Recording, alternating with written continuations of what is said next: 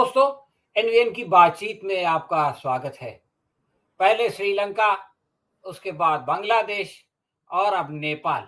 एक के बाद एक भारत के पड़ोसी देशों में जो है वो एक सियासी उथल-पुथल और एक आप कह सकते हैं कि ज़लज़ला आ रहा है। और कल जो कुछ नेपाल में हुआ, उसकी किसी ने कल्पना नहीं की थी। इसके बारे में बातचीत करने के लिए हमारे साथ हैं युगनाथ शर्मा साहब पौड्याल, जो कि नेपाल से हमारे साथ हैं, और डॉक्टर आनंद प्रकाश तिवारी साहब, जो अभी हाल में नेपाल जा कर के आए हैं। तो इन दोनों से बेहतर नेपाल के हालात पर कोई रोशनी नहीं डाल सकता। सबसे पहला सवाल मेरा युगनाथ शर्मा साहब से ये है कि शर्मा जी ये बताएं कि अचानक ये क्या हो गया? ये जो बात कही जा रही है कि वो सोशल मीडिया बंद होने की वजह से लोग इतने व्याकुल हो गए, इसमें कितनी सच्चाई है? नहीं, ये बात में सच्चाई है, क्योंकि जो मतलब अंदर ही अंदर एक तरह का असंतुष्टि तो था लोगों में, क्योंकि बेरोजगारी बढ़ रही है, लोगों में, युवाओं में गुस्सा है, क्योंकि सरकार की तरफ से रोजगारी के लिए ज्यादा काम नहीं हो रहे थे। फिर भी एकदम स्ट्रांग सरकार है यहाँ पर नेपाल में। अभी दोनों पार्टी बहुत स्ट्रांग पार्टी गवर्नमेंट में है, तो भी एम्प्लॉयमेंट के लिए कुछ काम नहीं हो रहा था, इसीलिए लोगों में, युवाओं में एक तरह का गुस्सा था। अब बाद में जब प्रधानमंत्री केपी शर्मा ओली जी चाइना में एससीओ मीटिंग में भाग लेकर काठमांडू वापस आए, उसके बाद उन्होंने सोशल मीडिया के 26 प्लेटफॉर्म को बंद कर दिया। सरकार का दावा था कि इन्होंने रजिस्ट्रेशन नहीं करवाया है, इसीलिए हम चाहते हैं कि ये अमेरिकन मल्टीनेशनल कंपनी है, इनको यहाँ पर रजिस्टर कराना होगा।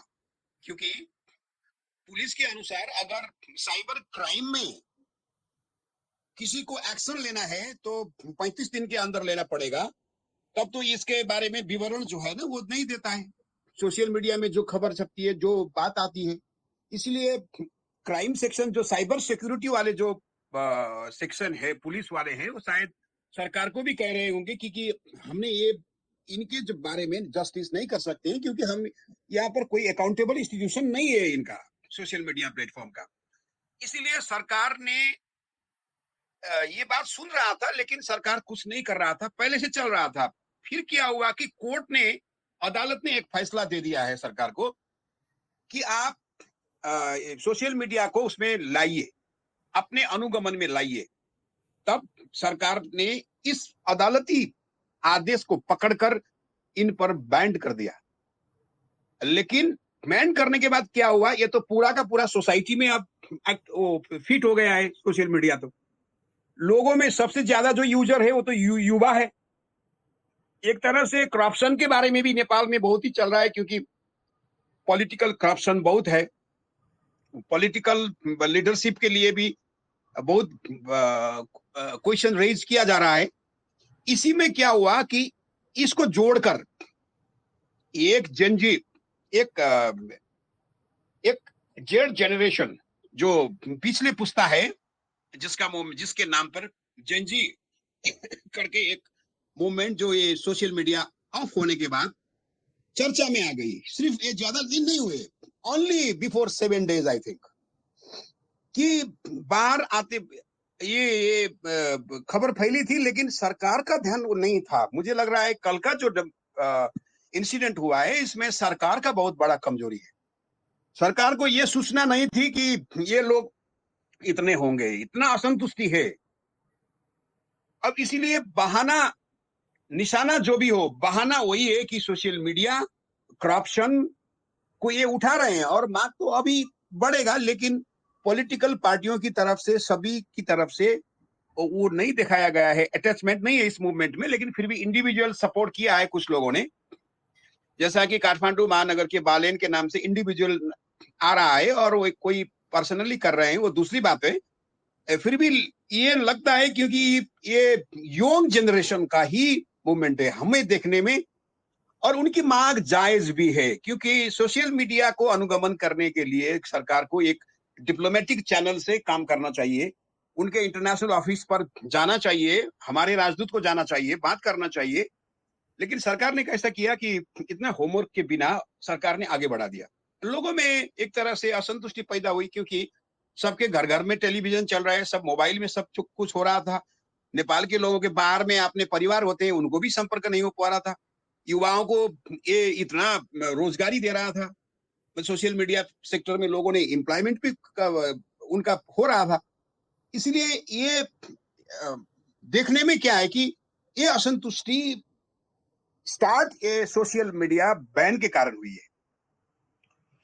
डॉक्टर अनंत तिवारी साहब, अभी युगनाथ साहब बता रहे थे कि एक बहाना है और एक निशाना है।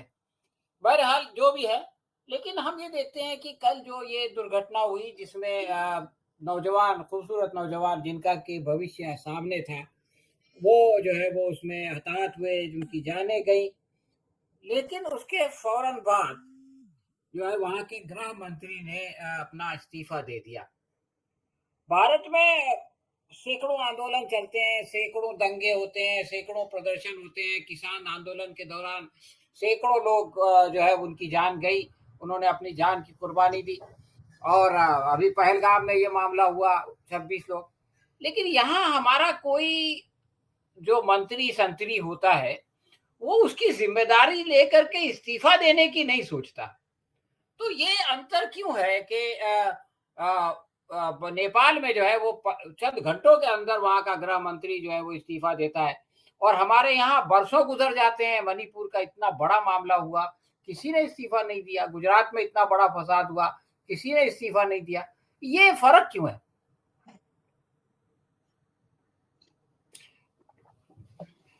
म्यूट है सर, तिवारी साहब म्यूट। हम वहाँ गए थे, हमें बहुत ज़्यादा संपर्क करने का तो अवसर नहीं मिला, मौका नहीं मिला, और ख़ास करके एक दल विशेष का प्रशिक्षण शिविर था। लेकिन उसमें तमाम प्रबुद्ध लोग थे, तमाम राष्ट्रीय नेतृत्व के लोग थे, और भी हम काठमांडू की सड़कों पर जो हम घूमे देखे, उसमें एक चीज़ तो ये लगा, साथ-साथ दिखाई पड़ा कि अभी फ़िलहाल यह जो मौजूदा सरकार जो चल रही है, गठबंधन की सरकार है, ये 2 पार्टियों के गठबंधन की सरकार है। एक जो माओवादी हैं, कम्युनिस्ट माओवादी हैं, और दूसरे नेपाली कांग्रेस है। इनका बेमेल गठबंधन है, इनका सैद्धांतिक गठबंधन नहीं है। सैद्धांतिक गठबंधन जहां था उससे इन लोगों ने तोड़ लिया है। और जो वहां की चीजें दिखाई पड़ती है कि यह जो पार्टी ये जो ओली जी हैं, ये अपने आप को कम्युनिस्ट माओवादी कहते हैं, और ये अपने आप को बार बार अटैच करने की कोशिश करते हैं चीन से। जबकि भारत का स्वाभाविक मित्र तो भारत है, नेपाल का स्वाभाविक मित्र भारत है। और नेपाल की जो सबसे बड़ी पूंजी है, संपदा है, वहां पर जल स्रोत है, पानी है। उस पानी का उपयोग करके अगर वहां पर हाइड्रो पावर लगे या और भी चीजें लगे, तो उसका भारत से जितना ज्यादा उन्हें लाभ मिल सकता है, या यूं कहें कि भारत को भी लाभ मिलेगा और नेपाल को भी लाभ मिलेगा, उस तुलना में चीन का वहां पर ये बहुत ज्यादा उसको लाभ मिलने वाला नहीं है। तो फल ये होता है कि हम वैचारिक रूप से, सांगठनिक रूप से हम चाहे जितना हम उसके करीब जाने की कोशिश करें, नेपाल के जनता के हित में नहीं है। फल यह है कि इतनी अपार संपदा होने के बावजूद नेपाल के नौजवानों को नेपाल के जीवन में, नेपाल के आर्थिकी में कोई विकास नहीं हो पा रहा है, कोई विस्तार नहीं हो पा रहा है। और ये वहां का एक तरीके से अवसादग्रस्त है वहां का नौजवान युवा। भाई अपने युवा को तो पढ़ाई चाहिए, शिक्षा चाहिए, उसको रोजगार चाहिए। और यह जो सोशल नेटवर्किंग है, यह सोशल नेटवर्किंग फिलहाल वहां पर पर्याप्त मात्रा में रोजगार भी दे रहा था, इंटरटेनमेंट भी दे रहा था, सब कुछ दे रहा था। बहुत छोटी सी आबादी है वहां पर, कहीं 4-4.5 करोड़ हमारे अंदाज वहां आबादी होगी, और उसमें युवा करीब 1.5 करोड़ तो युवा है। और वहां का युवा वहां से बाहर जाता है। अधिकांश लोग तो भारत आते हैं, लेकिन अब तो और जगह जाते हैं। और वहां से जो लोग बाहर आते हैं, उनसे वहां के अपने घर परिवार से जुड़ने का माध्यम सोशल नेटवर्किंग ही है। अपना व्हाट्सएप है, अपना फेसबुक है, ये है। तो अगर आप इसको भी अगर आप बंद कर देते हो, तो एक तरीके से उनका पूरा का पूरा कनेक्शन उनका कट जाता है। तो जाहिर सी बात है कि ऐसी हालत में यह तो रोष होना ही होना था, और उनको इसमें बंद करने से उनका फायदा क्या हो रहा है, उनका लाभ क्या हो रहा है। तो कहीं ना कहीं से हमको तो ऐसा लग रहा है कि सोशल मीडिया से, जैसे भारत में भी है कि आज की तारीख में ये जो मेन स्ट्रीम मीडिया है, वो तो बातों को दिखाता नहीं है, जनरल का अपोजिशन को तो दिखाता नहीं है, ये सरकार के अपोजिशन को। तो ये जो सोशल मीडिया है, ये कहीं ना कहीं से सरकार के प्रति विरोध को भी अपने सामने दिखाई पड़ता है। और वो सरकार, हमको लगता है कि वहां की सरकार इन चीजों से डरती है, या कोई भी सरकार अपनी आलोचना से डरती है, क्योंकि उसको अपनी आलोचना से अगर आदमी उससे खुश होता है तो इसका मतलब तो उससे सुधार करेगा, लेकिन उनको सुधार करने के लिए उनके पास कुछ है नहीं। फल ये है कि वो ऐसे विरोध को, ऐसे असंतोष को दबाने के लिए उनका रहता है कि एकदम से इसको जड़ से ही खत्म कर दो। एक कहावत हमारा है ना कि न रहेगा बांस न बजेगी बांसुरी, तो अपना जब मीडिया ही नहीं रहेगी तो फिर क्या होगा। और इसको लेकर के कहीं पर भी हो, नौजवान देखे बहुत जल्दी गुस्सा भी आता है, लेकिन नौजवान को अगर आप समझाइए कायदे से तो नौजवान समझ भी जाता है, समझता भी है। आप उसके शब्दों में उसकी भावनाओं को, उनके संवेदना को, उनके दर्द को, उनके घावों को बड़ा बयान लगाइए। अब क्या हुआ, जब नौजवान सड़कों पर अपना उतर के आया तो उन लोगों ने उसके ऊपर दमन कर दिया। सीधे आप गोली चला दे रहे हो, लाठी चार्ज तक तो चलो फिर भी ठीक है, लेकिन आप सीधे गोली चला दे रहे हो, मर जा रहे हैं हमारे नौजवान। तो यह तो जाहिर सी बात है कहीं ना कहीं से। और इसमें नेपाली कांग्रेस भी अपने आप को वहां इनके साथ सहज महसूस नहीं कर पा रही है, क्योंकि नेपाली कांग्रेस का भी जिस तरीके से भारत से अटैचमेंट है या और देशों से अटैचमेंट है, उनका अटैचमेंट चीन से नहीं हो पाता है। और ये कोहली साहब बार बार जब मन करेगा तब अपना देशों में अपना चीन चले जाएंगे। चाहूँ भाई आप चीन जाइए, आप विदेशों से आप संपर्क भी कीजिए, आप उनसे मधुर संबंध बनाइए, लेकिन सवाल है कि उस देश से हमारा संबंध बनने के बाद हमें क्या मिल रहा है, देश को भी तो बताइए। और खास करके नौजवानों को तो आप बताइए, वो नौजवानों को बताने के लिए तो आपके पास है नहीं। और फल ये हुआ है कि ये व्यापक असंतोष हुआ है। और इसमें गृह मंत्री, जाहिर सी बात है, नैतिक रूप से जिम्मेदारी उन्हीं के, अगर वहां पर कोई भी आंदोलन होता है, अगर वो हैंडल नहीं कर पा रहे हैं तो ये जिम्मेदारी तो गृह मंत्री की होती है। अपना गृह मंत्री इस्तीफा दे दिए। लेकिन एक अच्छी चीज जो हमको फिलहाल दिखाई पड़ रही है कि वहां पॉलिटिकल सर्कल में राजनीतिक दल इस मूवमेंट में शामिल नहीं है, या यूं कहिए कि ये सबकी भावनाएं तो आयत हैं, लेकिन अभी उस तरीके से वो लोग इसको नहीं कर रहे हैं। और जैसे ही असंतोष बढ़ेगा, अपना जाहिर सी बात है कि ये बात तो होली साहब का ही है कि वो क्यों ऐसा कर रहे हैं। तो ऐसी हालत में जब पॉलिटिकल पार्टियां भी इसमें इन्वॉल्व हो जाएंगी तो जाहिर सी बात है कि वहां की स्थिति बहुत ही नाजुक हो जाएगी, क्योंकि वहां की राजनीतिक स्थिति भी कोई बहुत अच्छी नहीं है। तो आप देखिए अभी क्या होता है। आज कभी ये दूसरा दिन है, अब देखिए आगे क्या होता है जी। युगनाथ साहब, मैं कल से वीडियोस देख रहा था और खबरें भी पढ़ रहा था। एक बात मेरी समझ में नहीं आई, आमतौर से कहीं भी आंदोलन होता है, जनता का आंदोलन या किसी संगठन का आंदोलन, तो सोशल मीडिया के जरिए से या मीडिया के जरिए से उसकी खबरें सारी दुनिया में जाती हैं। नेपाल में सोशल मीडिया बंद कर दिया गया और उसके बाद उसके खिलाफ ये आंदोलन हुआ और दूसरी चीजें भी उसके साथ आ गई। सवाल ये है कि इस आंदोलन की खबरें, इस आंदोलन की वीडियोस, ये सारी चीजें सारी दुनिया में कैसे फैली, इसके बारे में कुछ बताइए। हाँ, इसमें सिर्फ 26 प्लेटफॉर्म बंद थे। उसमें टिकटॉक बंद नहीं था, वाइबर बंद नहीं था, क्योंकि ये ऑलरेडी दे आर रजिस्टर्ड। और गूगल तो चल ही रहा है, गूगल से तो सारा संसार का सारा न्यूज नेटवर्क काम करता है, मीडिया ऑनलाइन सारा काम करते हैं, इसीलिए। और टेलीविजन, नेपाल के टेलीविजन सब चल ही रहे थे।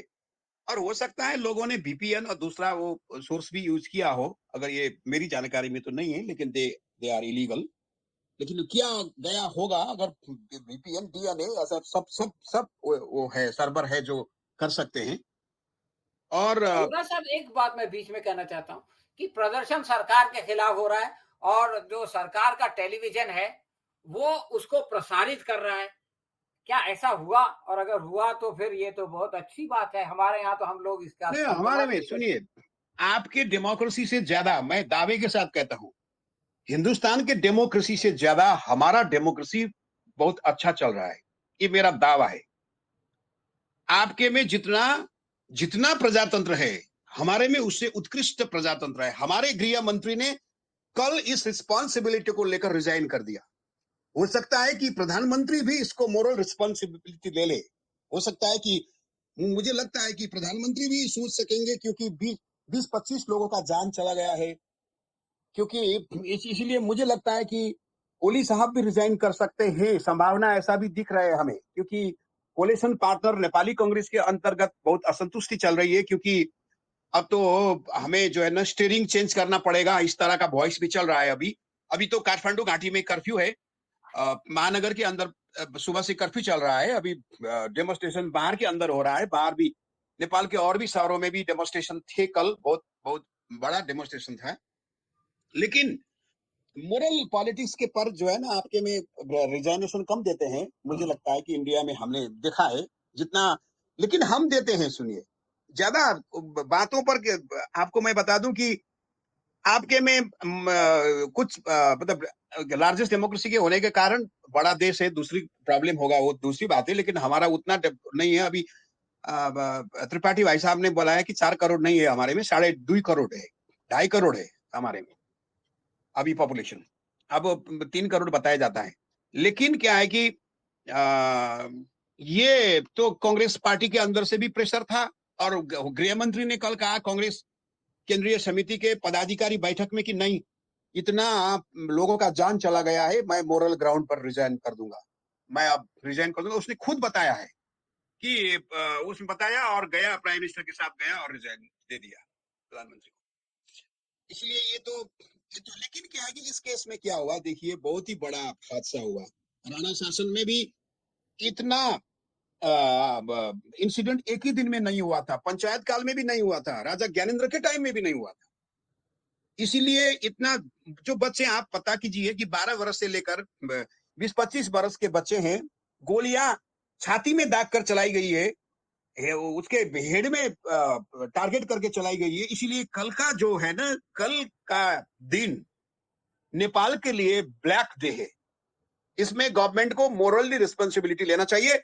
हो सकता है सरकार का होमवर्क कमजोर हो। हमें लगता है कि जो हम सुन रहे हैं अभी, जो इंफॉर्मेशन आ रही है कि गवर्नमेंट उतना सीरियस नहीं था कि ये इतना इतना लोगों में गुस्सा है, गवर्नमेंट को ये अंदाजा नहीं था, और इसीलिए इसको मिसप्लेस हो गया। क्योंकि नहीं तो जो पुलिस को जितना संख्या में पुलिस को रखना चाहिए था उतना नहीं थे वहां पर, इसीलिए लोगों में थोड़ा सा हुआ। शुरू में ये पीसफुल भी था, कल की इंसिडेंट की बात बता रहा हूं। इसलिए ये बहुत ही, एक दिन में नहीं 2 घंटे में इतने लोगों पर गोली चलाया गया।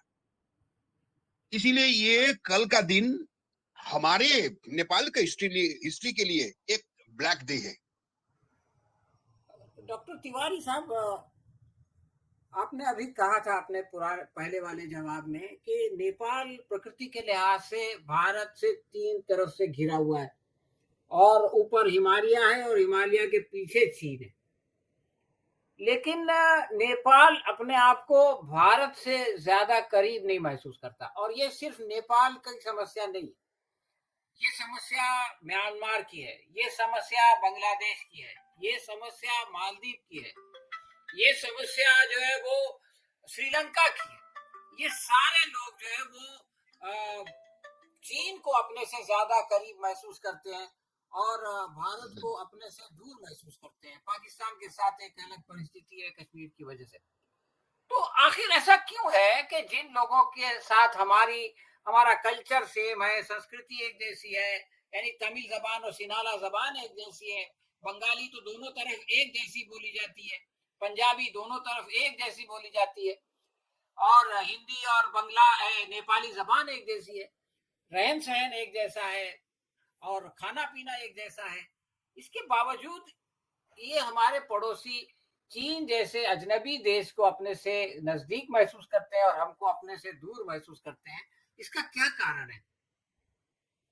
देखिए, इसमें तो हम तो यही कहेंगे कि फिलहाल जो हमारी मौजूदा सरकार है, उसकी जो नीति है, जो उसकी सैद्धांतिक, जो उसका दर्शन है, वही इसके खिलाफ जाता है।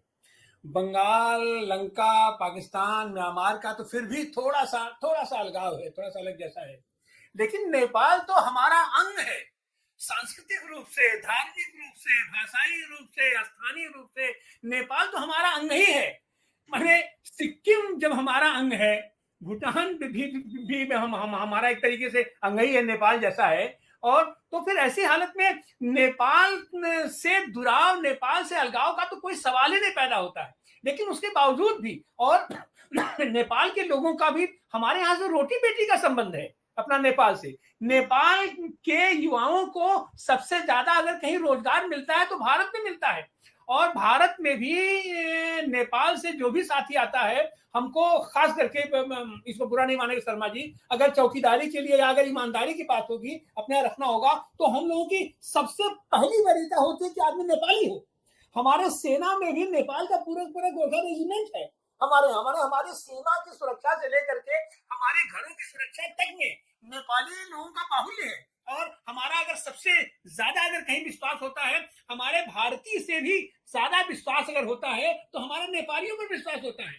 ऐसी हालत में भी अगर हम उसको अपने साथ नहीं रख पा रहे हैं, अगर हम उनका विश्वास नहीं जीत पा रहे हैं या जीतने की कोशिश नहीं कर रहे हैं, तो ये तो हमारी कमजोरी है, ये तो हमारी मजबूरी है। और रही बात नेपाल की, तो नेपाल में फिलहाल जब से अपने ओली साहब आए हैं, खास करके एक कम्युनिस्ट माओवादी कह के, अब तो अपने उनके अंदर की बात है, लेकिन हमको नहीं लगता है कि सैद्धांतिक रूप से, वैचारिक रूप से कुछ भी जबरदस्ती किसी को किसी के साथ अटैच कर देना कि नहीं हम माओवादी हैं तो वहां माओवादी सरकार है तो इसलिए हमारा उनसे अटैचमेंट होगा। अरे आज की तारीख में ऐसा कुछ नहीं होता है।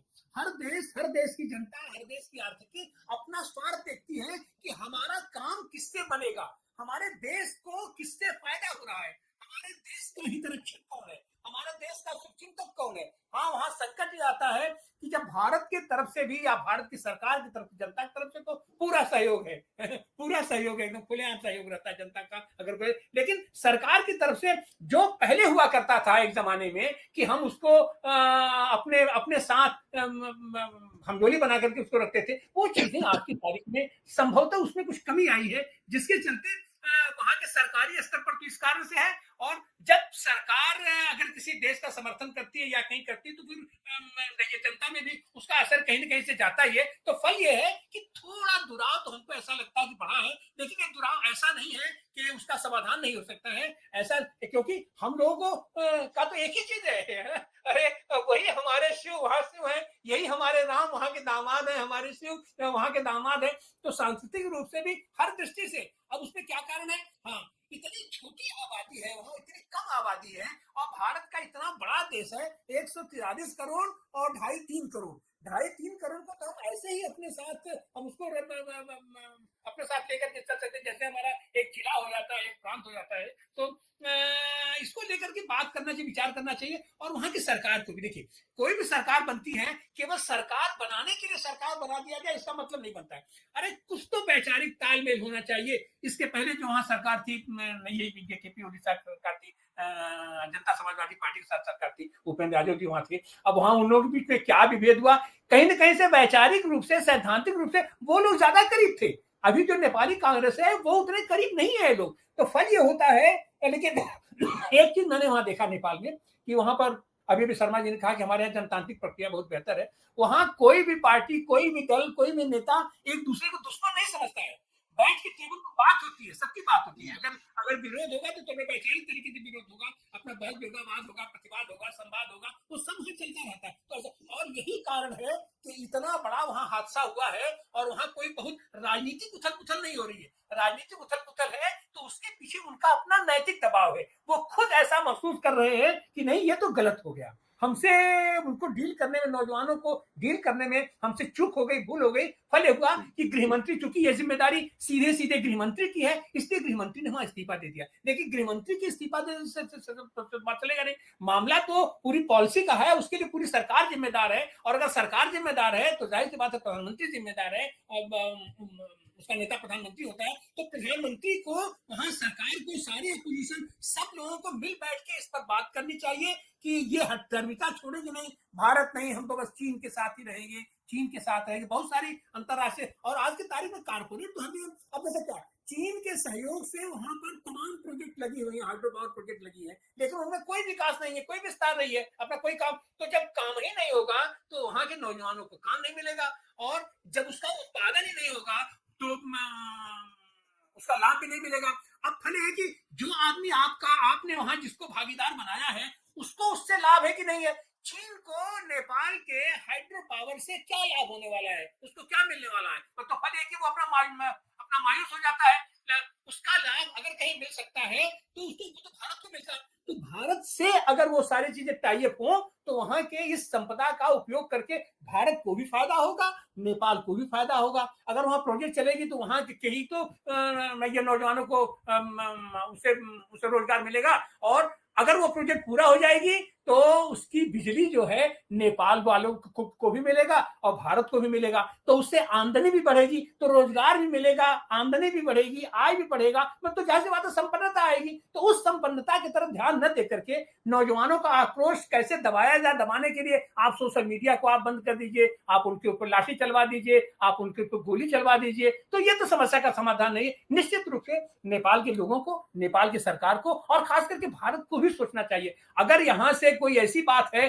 कि नहीं ये नेपाल तो माओवादी सरकार है और हमारे यहाँ तो किसी को भी अपना नक्सल कर दिया जाएगा, अर्बन नक्सल कर दिया जाएगा, तो जो लोग खुद अपने आप को कह रहे हैं कि हम तो कम्युनिस्ट माओवादी हैं, तो ये तो बहुत छोटापन है। और इससे निजात लेकर के, इससे अलग हट करके हमको नेपाल के साथ, नेपाल के लोगों के साथ जो हमारा पुराने तरीके से संबंध रहे हैं उसको हमको आगे बढ़ाना चाहिए और उनके विकास में हमको भी योगदान करना चाहिए। उनकी छोटी आबादी है लेकिन वो हमारे लिए बहुत ही उपयोगी है, हमारी अमूल्य धरोहर है नेपाल और नेपाल के लोग। इसको लेकर के भारत को भी इस पर बहुत ही सकारात्मक तरीके से सोचना चाहिए। और ये जो कुछ भी हुआ है वहां पर कल, ये तो निश्चित रूप से बहुत घृणित है, बहुत हादसा है एक तरीके से कहिए, अपना काला दिवस जो भी कहें इसको, लेकिन इस पर कंट्रोल कर लेना चाहिए और वहां के नौजवानों को इसको लेकर के काम आगे बढ़ाना चाहिए। युगनाथ साहब, मैं एक साथ, हमारा समय खत्म हो रहा है इसलिए 3 सवाल कर देता हूं और आप उसका छोटा सा जवाब दे दीजिए जितना छोटा हो सके। एक सवाल तो ये है कि अभी तिवारी साहब ये कह रहे थे कि भारत जो है वो नेपाल का हित चिंतक है, हित रक्षक है, और तो नेपाल के लोग या नेपाल की सरकार इस बात को क्यों नहीं अप्रिशिएट करती? दूसरी बात ये कि जब एक नेपाली के तौर पे आप ये सुनते हैं कि भारत का अंग है नेपाल, तो आपको कैसा लगता है? भारत का अंग तो हम नहीं है।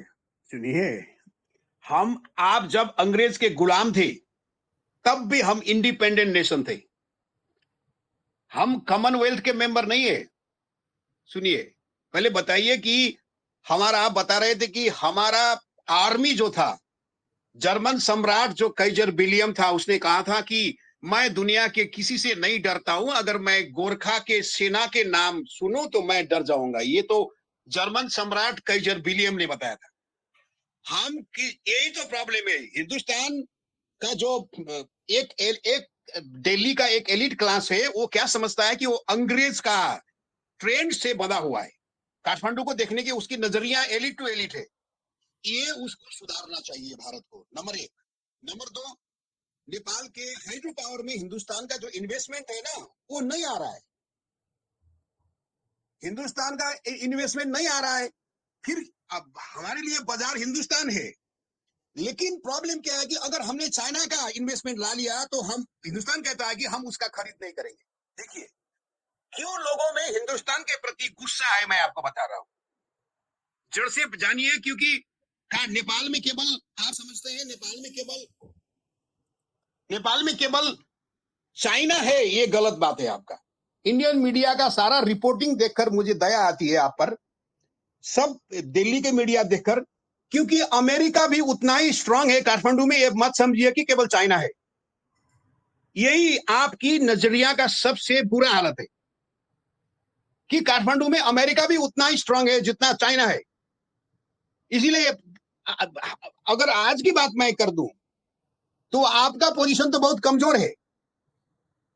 अगर मैं इंटरनल आपको यहाँ का असेसमेंट बता दूं तो दूसरी बात क्या है कि नेपाल के नेताओं ने भारत की स्वतंत्रता के आंदोलन में शहादत दिया था, भाग लिया था। भारत के नेताओं को हमने यहां पर शरण दिया था। अरे हमारा जो इतिहास है ना, उसको आप अंडरमाइन करेंगे। सुनिए, आपको बता दूं एक बात, नेहरू के टाइम की बात है। इधर माओ से तुंग था, इधर नेहरू था। सुनिए, जब ये घटना हुआ मुस्तांग में कि नेहरू ने बोला कि ये जो नेपाल पर जो चाइनीज ने एक पुलिस को मारा, ये हमारा वो है, तब हमारे प्रधानमंत्री बीपी कोइराला ने नेहरू को माफी मंगाया था इंडियन पार्लियामेंट में। वैसा ही नहीं, हमारे जो चाइना का जो माउंट एवरेस्ट पर जो चाइना का अभी दावा है तिब्बत को कब्जा करने के बाद, माउंट एवरेस्ट का जैसा कि हम लिपुलेख पर हमारा दावी करते हैं, वैसे ही माउंट एवरेस्ट के जो हाइट पर जो चाइना ने कब्जा किया है उसका पर भी हम दावी करते हैं। दूसरी ये बात भी समझ लीजिए कि हम वो देश है जिसने भारत के छोड़कर, चाइना को छोड़कर किसी ने भी उस टाइम में इजराइल को रिकॉग्नाइज करने का हिम्मत नहीं किया था। हमने वो काम 1960 में किया था। अभी आपका हिंदुस्तान इजराइल के पीछे दुमदुमा कर घूम रहा है ना, हमारे बीपी कोइराला ने पहले इसको कंट्री के रूप में रिकॉग्नाइज कर दिया था। इसीलिए ये मत समझिए कि हम नेपाल भूखा रख सकता है, लेकिन स्वाभिमान के नाम पर हमारा भी अपना स्टैंड है, क्योंकि हम अंग्रेज के दास नहीं बने थे। तिवारी साहब, आखिरी प्रश्न आपसे ये है, आपको मैं इनको भी बता चुका हूं कि हमारा समय खत्म हो रहा है। देखिए, कोई भी आंदोलन जो है वो किसी न किसी संगठन या किसी न किसी लीडर के पीछे उठता है, और इस आंदोलन के बारे में ये कहा जा रहा है कि इसके पीछे ना कोई संगठन है, ना कोई लीडर है। तो इस तरह के आंदोलन में कंसिस्टेंसी कितनी होगी, कितने दिनों तक ये टिक सकेगा, और क्या इससे कोई ऐसी बड़ी परिवर्तन की संभावना है जैसे कि बांग्लादेश में हुआ कि हसीना वाजिद को वहां से उठ के भाग के भारत आना पड़ा, या वहां प्रेमदासा को जो है वो वहां से श्रीलंका से भागना पड़ा? क्या इसकी कोई संभावना आप देखते हैं इस जो कुछ भी कल नेपाल में हुआ है उसमें? जी, नहीं देखिए, ये तो विशुद्ध नौजवानों का आंदोलन है, मैं इसके मानूंगा छात्रों का आंदोलन है, और छात्र तो स्वस्फूर्त तरीके से जागृत हो जाते हैं, उठते हैं। जब तक उनको सांगठनिक आधार नहीं मिलता तब तक नहीं होता है। और जैसे अगर हम इसका उदाहरण देखें तो हमारे भारत में एक छात्र आंदोलन हुआ था असम गण परिषद वाला, आंसू का लेकर के, तो उन्होंने तो अपना किया, बाद में सरकार उन्होंने बना दिया, लेकिन अब वो सरकार कितनी अस्थायी रही, कैसी रही, आप सब लोग जानते हैं। एक छात्र आंदोलन उठा था तथापना गुजरात से, और फिर अंत में लेकिन उसका नेतृत्व जयप्रकाश नारायण करना पड़ा, और सारे लोग हुए तो उसका भी परिणाम निकला, और आपने देखा कि 1977 में अपना पूरी सरकार बदल गई। लेकिन इन सबके पीछे पॉलिटिकल इन्फ्लुएंस था। यह जो कल का आंदोलन है, अभी अभी शर्मा जी ने बताया कि वो जो झंझट करके कोई संगठन अपना आया है, या एक अभी हम चर्चा देख रहे हैं कि हामी नेपाल करके कोई संगठन स्वस्फूर्त रूप से बना है, जिसका नेता है सुदुंग गुरुंग है। लेकिन तो ये राजनीतिक परिवर्तन कर पाएंगे, हम तो इसको नहीं मानते हैं। राजनीतिक परिवर्तन के लिए जाहिर सी बात है कि राजनीतिक संगठन होना पड़ेगा। नौजवान भी राजनीतिक संगठन अगर बना लेकिन तो अभी उसमें बहुत विलंब है, बहुत देर होगा, लेकिन हाँ, नौजवान ऊर्जावान होता है, आंदोलन करता है, आंदोलन में मैं अपनी शहादत देता, सब करेगा, लेकिन इसका तब तक कोई विधिवत परिणाम नहीं निकल पाएगा जब तक इसको राजनीतिक स्वरूप नहीं होगा। राजनीतिक स्वरूप अभी फिलहाल हम उसको नहीं देख रहे हैं कि इसका कोई राजनीतिक स्वरूप बन रहा है। हाँ, नेपाल का अपना दर्द है, नेपाल के युवाओं का दर्द है, नेपाल के छात्रों का दर्द है, नेपाल की जनता का दर्द है। वो लोग वहां परेशान है भ्रष्टाचार से, खास करके भ्रष्टाचार से, और वो सीधे सीधे देख रहे हैं कि वहां का जो आम नौजवान है उसको नौकरी नहीं मिलती है, उसको शिक्षा नहीं मिल रही है, उसको सुविधाएं नहीं मिल रही है, और जो एलीट वर्ग वहां बन गया है, अब वो चाहे पॉलिटिकल हो और ये चाहे ब्यूरोक्रेट हो, उसके लड़के तो चले जाते हैं बाहर, अपना वहां से पढ़ाई भी करते हैं, और वहां से पढ़ लिख करके अपना ऊपर उनको ड्रॉप कर दिया जाता है।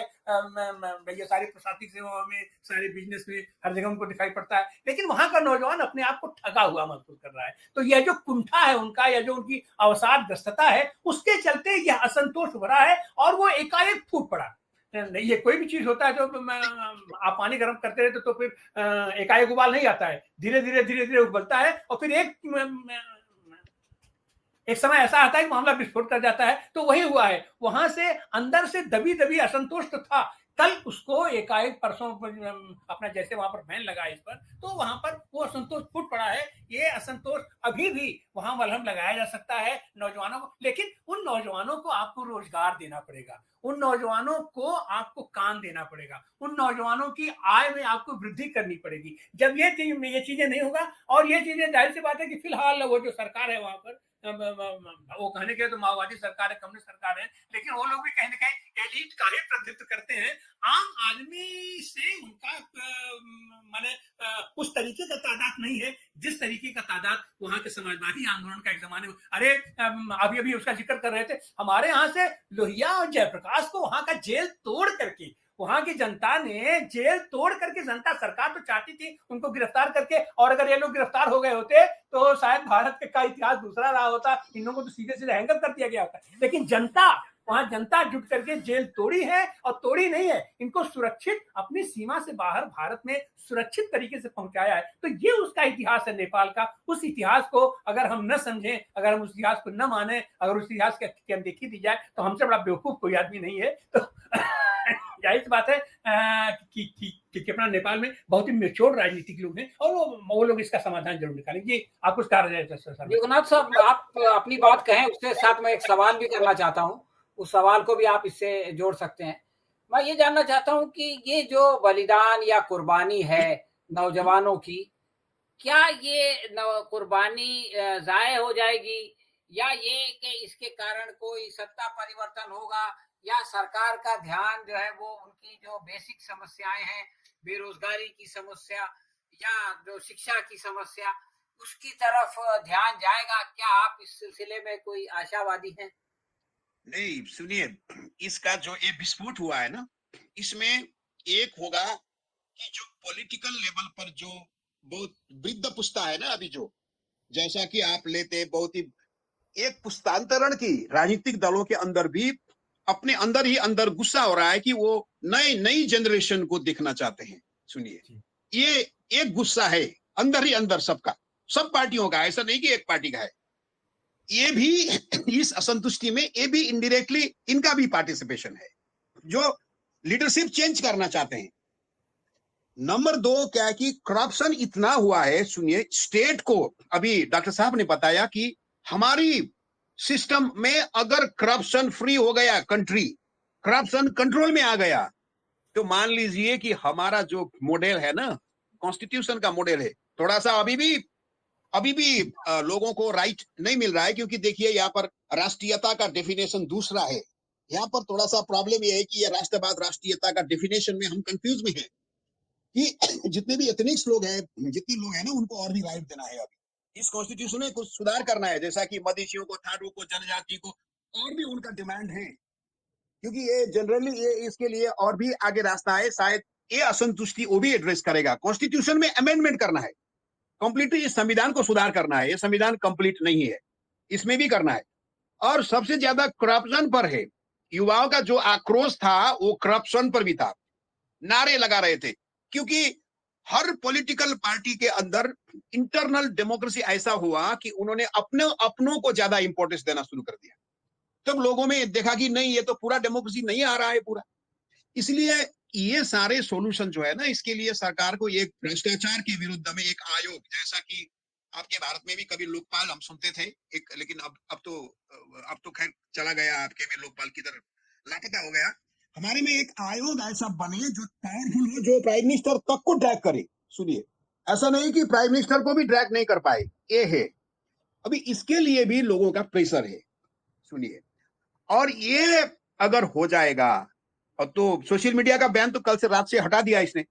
अब तो हम बात कर रहे हैं, ये तो सोशल मीडिया फ्री की बात कर रहे हैं अभी। सुनिए, अब तो ये सोशल मीडिया बैन तो वापस ले लिया है, गृह मंत्री का रिजाइन आ गया। लेकिन मुझे लगता है कि प्रधानमंत्री ओली को भी मुझे लगता है कि मोरल ग्राउंड पर उनको भी रिजाइन करना चाहिए।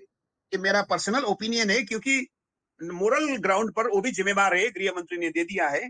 तब तो ठीक है कि इतने लोगों का नहीं, ये बहुत ही बड़ा ये एकदम मास्यकर है। देखिए, सुनिए, हम कल देख रहे थे कि जब वो रहा था, शुरू में वो पीसफुल डेमोन्स्ट्रेशन कर रहे थे, पता नहीं कैसे ये हो गया, हमें भी पता नहीं चला।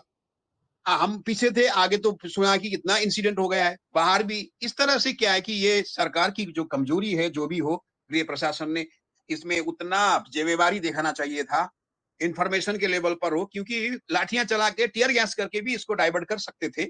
इतना गोली भी, सुनिए, गोली भी छाती में लग रहा है, गोली भी हेड इंजरी हेड में लग रहा है। ये तो नाइंसाफी है, इसके लिए कोई किसी को क्षमा नहीं करेगा।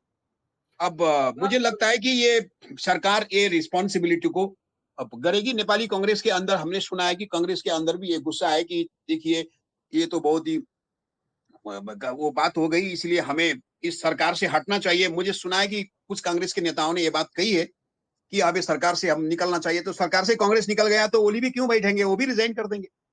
मुझे लगता है ओली जी भी इतना उन्हें ये उनको भी मोरल ग्राउंड पर ये लेना चाहिए। आज का काठमांडू की आज के सारी आप मीडिया देखेंगे तो आप कहेंगे कि मुझे लगता है कि प्रधानमंत्री जी इसको रिजाइन करेंगे अपने ऊपर जिम्मेवारी लेकर कि नैतिक रूप से मैं जिम्मेवार हूं कहकर, क्योंकि उनको भी शायद एस्टिमेट नहीं था कि ये इस तरह से होगा, ये होगा, ये होगा। अब ये बात है। रही बात क्या है कि एक बात आपको अब इतना आसानी नहीं है कि इतना सोशल मीडिया लोगों में पहुंच गई है कि इनको बैंड करना गवर्नमेंट के लिए उतना आसानी नहीं हो गई। सुनिए, हर एक सरकार के लिए है ये, हमारे लिए है, दूसरों के लिए भी, क्योंकि इसके ठीक है इसका अनुगमन का सिस्टम बनाया जाए, बस इतना ही। तो दोस्तों आपने देखा कि एक संवेदना है इस बड़ी घटना के खिलाफ। ये बहुत बड़ी घटना हुई और नौजवानों का इस तरह से उनके सीनों पे, उनके सरों पे गोली चलाना, ये बिल्कुल भी खतर बहुत ही खराब चीज़ हुई। लेकिन ये कि इसकी वजह से एक इंट्रोस्पेक्शन हो और लोग अपने अंदर झाँक के देखें, सरकार अपने अंदर झाँक के देखे और करप्शन का जो मामला है और जो बेरोज़गारी का मामला है और जो दूसरी चीज़ें हैं जिसकी वजह से लोगों के अंदर एक एक तरह की बेचैनी है, उसको जो है वो एड्रेस करें और इसके नतीजे में वहाँ पे कोई तब्दीली आए। गृह मंत्री जा चुके हैं, प्रधानमंत्री अगर चले जाते हैं और सरकार गिर जाती है, तो फिर ये है कि लोग सोचेंगे कि हम जो है वो लोगों को बहला-फुसलाकर अपने लोगों को आगे लेकर के अपनी भाई-भतीजावाद करके जो है वो देश नहीं चला सकते। और अगर ये हो जाता है, तो मैं समझता हूँ कि ये जो बहुत बड़ी कुर्बानी दी है नेपाल के नौजवानों ने, उसका एक बहुत ही अच्छा असर आगे के जो भविष्य है उस पर पड़ेगा और नेपाल में जो एक तरह की एक तरह की गफ़लत थी, एक तरह से वो जो है वो ख़त्म होगी और लोग बाग जो है वो इसके बारे में चिंता करेंगे, अपने नौजवानों के बारे में चिंता करेंगे और उनकी समस्याओं को सुलझाएँगे, क्योंकि उसके बगैर तो देश आगे नहीं बढ़ सकता। युगनाथ साहब आपने समय निकाला, बहुत कम टाइम मैंने दिया था लेकिन आप आए फिर धन्यवाद। भी और आपने बहुत ही आपने भी गहराई मेरे के लिए साथ सारी अपनी बातें बात बताई। रखने की मौका दी, जी, इसके जी। लिए भी आपको भी बहुत धन्यवाद अच्छा क्योंकि लगा मैंने और मेरी बात डॉक्टर रखी आनंद है। तिवारी साहब आपका भी बहुत-बहुत शुक्रिया, आपने समय भी निकाला, युगनाथ साहब से हमारा जो है वो इंट्रोडक्शन भी कराया, तारुफ भी कराया।